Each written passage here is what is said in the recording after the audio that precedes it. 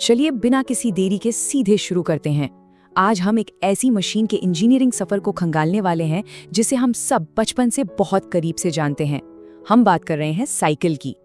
लेकिन क्या कभी सोचा है कि लकड़ी के एक भारी भरकम और बेढंगे ढांचे से शुरू होकर ये आज की इतनी स्लीक और एडवांस चेन ड्रिवन मशीन कैसे बन गई? ये कहानी सिर्फ एक साधारण सी सवारी की नहीं है, बल्कि इंसानी दिमाग और कमाल के इंजीनियरिंग ब्रेक थ्रूज की एक बहुत ही दिलचस्प यात्रा है। तो आइए इस सफर पर चलते हैं। अब सबसे पहला और सबसे आम सवाल जो जहन में आता है वो ये कि आखिर साइकिल का आविष्कार किया किसने? सच कहूं तो इसका कोई एक सीधा साधा जवाब नहीं है। आज हम जिस शानदार मशीन को सड़कों पर दौड़ते देखते हैं वो किसी एक इंसान के रातों रात आए आइडिया का नतीजा बिल्कुल नहीं है, बल्कि ये सदियों तक चले कई सारे बेहतरीन इंजीनियरिंग प्रयोगों और कई वैज्ञानिकों के दिन रात की मेहनत का एक मिला जुला परिणाम है। खैर, इसके इतिहास के पन्ने पलटने से पहले जरा ये भी समझ लेते हैं कि आज के समय में ये मशीन कितनी ज्यादा जरूरी हो गई है। हम सब जानते हैं कि साइकिल चलाना हमारी फिजिकल फिटनेस और मेंटल हेल्थ दोनों के लिए कितना गजब का काम करता है। यही वजह है कि सलमान खान से लेकर सारा अली खान जैसे बड़े बड़े बॉलीवुड सेलेब्स भी अक्सर इसे चलाते हुए नजर आ ही जाते हैं। मतलब सेहत को दुरुस्त रखने वाली ये मशीन आज भी उतनी ही रेलेवेंट है जितनी पहले थी। तो आज हम इस सफर को कैसे समझेंगे? हम इसे 5 हिस्सों में बांटकर देखेंगे। सबसे पहले बात करेंगे पहली लकड़ी की साइकिलों की, फिर समझेंगे कि पैडल लगाकर इसमें कैसे ताकत भरी गई। उसके बाद जिक्र होगा उन खतरनाक बड़े पहियों का, फिर जानेंगे चेन और सुरक्षित साइकिलों के बारे में, और आखिर में देखेंगे कि साइकिल ने भारत में कैसे अपनी जगह बनाई। चलिए आगे बढ़ते हैं। आइए अपने पहले पड़ाव से शुरू करते हैं, पहली लकड़ी की साइकिलें। बात 19वीं सदी की शुरुआत की है, जब घोड़ा गाड़ी ही परिवहन का मुख्य साधन हुआ करती थी और आम आदमी के लिए ये बहुत ही महंगी थी। लोगों के पास मीलों तक पैदल चलने के अलावा कोई चारा नहीं था, और जैसा कि कहते हैं ना, आवश्यकता ही आविष्कार की जननी है। बस इसी जरूरत ने एक बिल्कुल नए आविष्कार की नींव रखी। अगर हम टाइमलाइन पर नजर डालें तो कहानी काफी पीछे जाती है। ऐसा माना जाता है कि दोपहिया वाहन का सबसे पहला कॉन्सेप्ट 1492 में महान लियोनार्डो दा विंची के एक स्केच में दिखा था। फिर करीब 150 साल बाद 1642 में फ्रांस में एक ऐसा 4 पहिया वाहन बना जो बिना किसी जानवर के चलता था। इसी कॉन्सेप्ट से इंस्पायर होकर फाइनली 1817 में जर्मन इन्वेंटर बैरन कार्ल वॉन ड्रेस ने उस 4 पहिया वाहन को एक 2 पहिया वर्जन में बदल दिया। इसे ही हम साइकिल का पहला असली प्रोटोटाइप कह सकते हैं। जरा इस नंबर पे गौर कीजिए, 23। जी हाँ, 23 किलो। 1817 में वॉन ड्रेस ने जो लकड़ी की साइकिल बनाई थी उसका वजन पूरे 23 किलो था। अब आप खुद सोचिए, इतनी भारी भरकम चीज को चलाना कितनी बड़ी इंजीनियरिंग चुनौती रही होगी।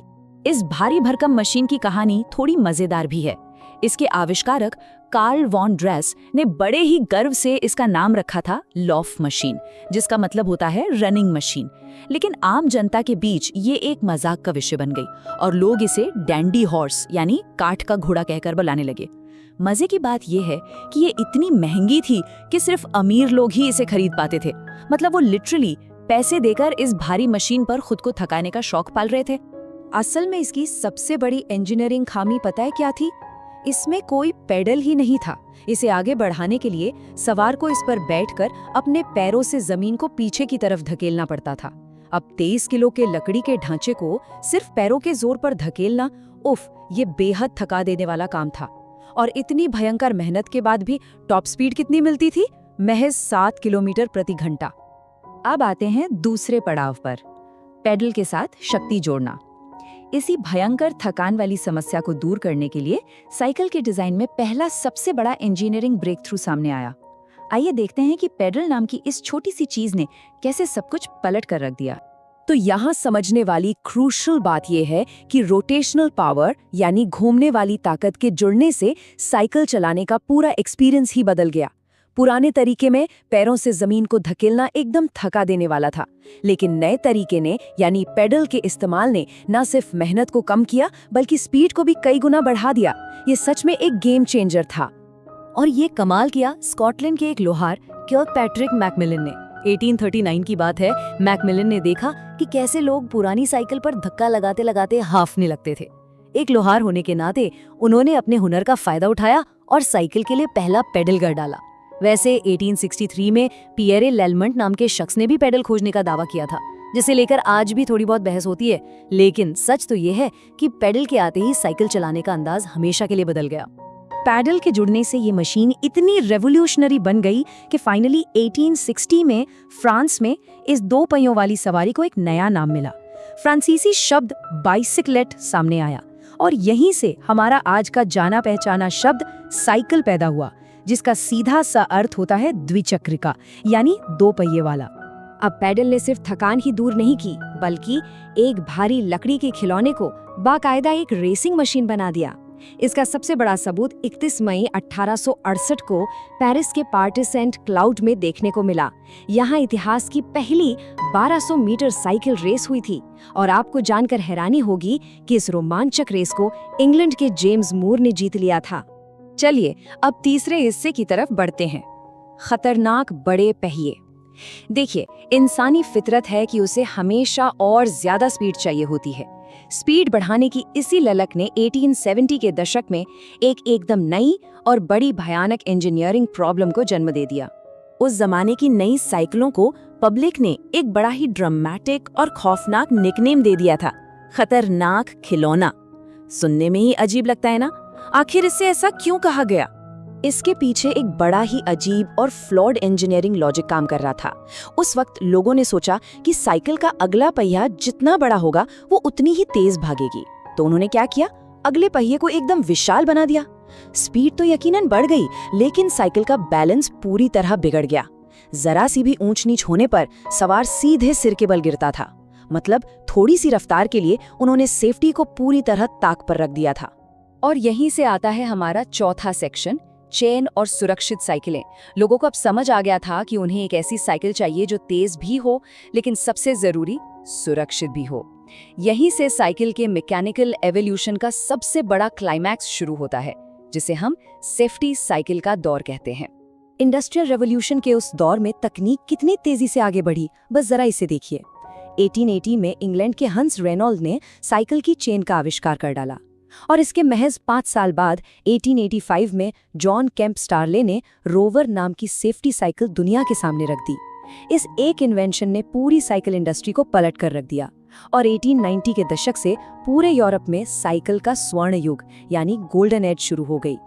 अब समझते हैं कि 1885 की रोवर साइकिल ने उस खतरनाक खिलौने वाली प्रॉब्लम को कैसे सॉल्व किया। इसमें 3 कमाल के मैकेनिकल सॉल्यूशंस इस्तेमाल किए गए। पहला, दोनों पहियों का साइज बिल्कुल बराबर कर दिया गया, जिससे गजब की स्टेबिलिटी मिली। दूसरा, पेडल को पिछले टायर से जोड़ने के लिए चेन ड्राइव सिस्टम लगा दिया गया, जिससे बिना बड़े पहिए के भी स्पीड बढ़ाई जा सके। और तीसरा, आगे के हैंडल को पूरी तरह से मोड़ने लायक बना दिया गया। इन 3 बदलावों ने साइकिलिंग को इतना सेफ और आरामदायक कर दिया कि साइकिल निर्माण कंपनियों की बाढ़ सी आ गई। हमारा 5वां और आखिरी सेक्शन है भारत में साइकिल। अभी तक हमने देखा कि यूरोप में ये इंजीनियरिंग चमत्कार कैसे इवॉल्व हुआ। अब थोड़ा नजरिया बदलते हैं और देखते हैं कि इस शानदार मशीन की एंट्री हमारे भारत में कैसे हुई और इसने यहाँ के समाज को कैसे बदला। शुरुआत की बात करें तो भारत में साइकिल आम आदमी की पहुंच से बहुत बहुत दूर थी। ये एक लग्जरी आइटम हुआ करती थी।